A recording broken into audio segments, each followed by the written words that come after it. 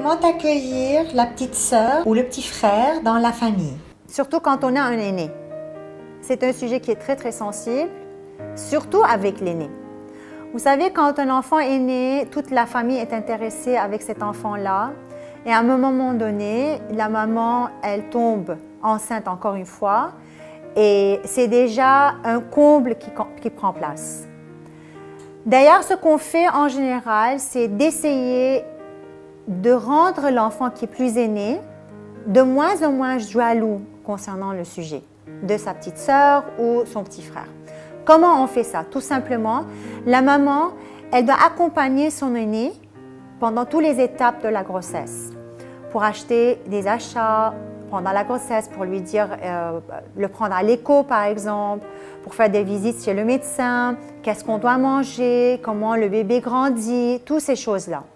Acheter des habits pour le bébé, choisir le nom du bébé, n'importe quelle activité où la maman, elle essaie de rendre l'aîné plus conscient qu'il y a vraiment un enfant qui va rentrer à la maison un jour.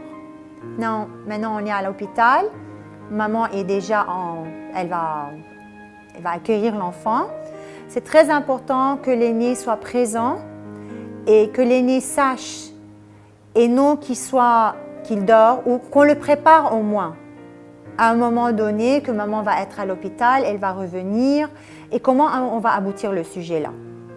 L'emmener à l'hôpital pour recueillir sa petite sœur ou son petit frère, peut-être lui dire des histoires, ce qui passe avec lui pendant la journée.